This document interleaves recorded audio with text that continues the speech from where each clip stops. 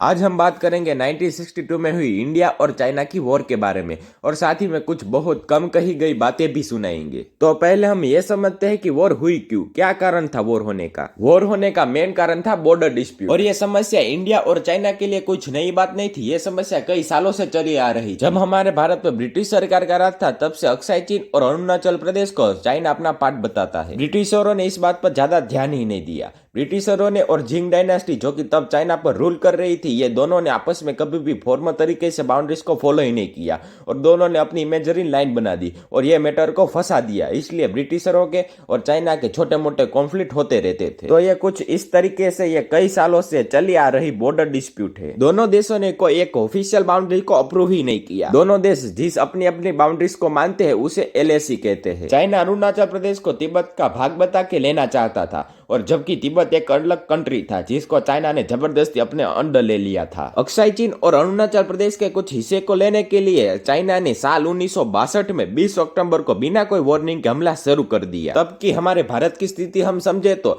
China को counter करने के बजाय हमारे तब के प्राइम मिनिस्टर जवाहरलाल नेहरू जी ने मित्रता का हाथ आगे बढ़ाया, परंतु ये हमारी गलती थी। चाइना ने फिर भी युद्ध जारी रखा। हमारे सैनिक लड़ाई के लिए तैयार ही नहीं थे क्योंकि हमारे प्राइम मिनिस्टर चाहते थे कि हम मित्रता का हाथ आगे बढ़ाए और इसी वजह से जब वॉर होने के आसार दिख रहे थे तब भी उन्होंने डिफेंस करने का भी ऑर्डर नहीं दिया। पर फिर भी हमारे सैनिकों ने निडरता से सामना किया, परंतु तब हमारे पास ठंड में लड़ा जा सके ऐसे इक्विपमेंट भी नहीं थे और साथ ही में गोला बारूद की तो बहुत कमी थी। सेना को बैकअप दे सके ऐसे टैंक और गाड़ियां भी नहीं थी। वहां का रास्ता बहुत खराब था और वहां पर रोड बहुत कम बने हुए थे जिसकी वजह से सामान पहुंचाने में और ट्रक को ऊपर ले जाने में बहुत दिक्कत आ रही थी। तब हमारी इकोनॉमी भी कुछ खास नहीं थी और ये सारी कमजोरी चाइना को अच्छी तरीके से मालूम थी और इसी वजह से वो हमसे वॉर करना चाहता था। चाइना ने अक्साई चीन में पहले दौलत बेग को लिया, बाद में तवांग में 16 किलोमीटर अंदर आ गया और धीरे धीरे अभी के पूरे अक्साई चीन को ले लिया और अरुणाचल प्रदेश के कुछ हिस्से को भी अपने अंडर ले लिया। आज के तवांग तक वो पहुंच गया था,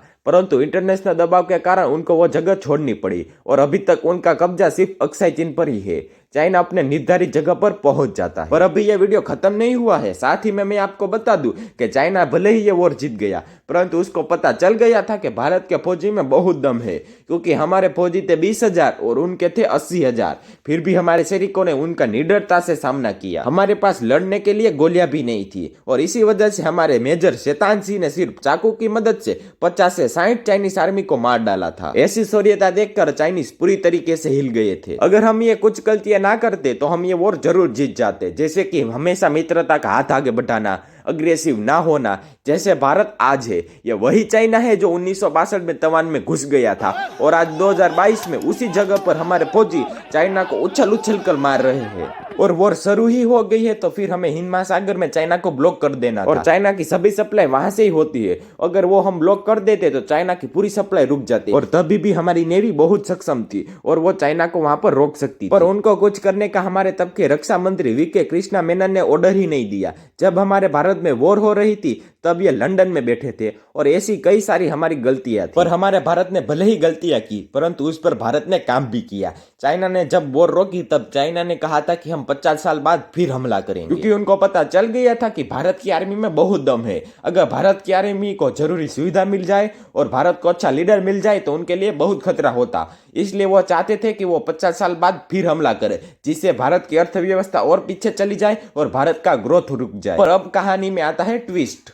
भारत ने साल 1998 में परमाणु बम को सक्सेसफुली टेस्ट कर लिया जिससे अब भारत परमाणु संपन्न देश बन गया। चाइना की वार्निंग के मुताबिक 2012 में हमला करना था, परंतु आज 2023 आने वाला है फिर भी चाइना की हिम्मत नहीं हुई क्योंकि अब हमारे देश को ना ही गोलियों की कमी है, ना ही बम की कमी है और ना ही टैंक और मिसाइल की कमी है। भारत अब इकोनॉमी में भी बहुत आगे बढ़ता जा रहा है और इसी वजह से चाइना को पता चल गया है कि यह भारत अब 1962 वाला नहीं है, यह नया भारत। और हमारे भारत का नेतृत्व भी अच्छे लीडर के पास है। हमारे प्राइम मिनिस्टर कुछ भी सहन करने वालों में से नहीं है, ईंट का जवाब पत्थर से देने वालों में से है। हाँ, भारत कभी आगे जाकर हमला तो नहीं करेगा, परंतु कोई छंछेड़ेगा तो जरूर मजा चखाएंगे। और भारत हमेशा अपने लिए लड़ा है, सच्चाई के लिए लड़ा है। भारत ने कभी भी पहले जाकर हमला नहीं किया। वो है ना केजीएफ का डायलॉग कि मैं हमेशा जंग टालने की कोशिश करता हूँ, पर अगर जंग हुई तो जीतूंगा तो मैं ही। ये बात भारत पर बिल्कुल फिट करती है। तो मैंने आपको कुछ बातें बताने की ये वीडियो में कोशिश की। अगर आप कोई सुझाव देना चाहते हैं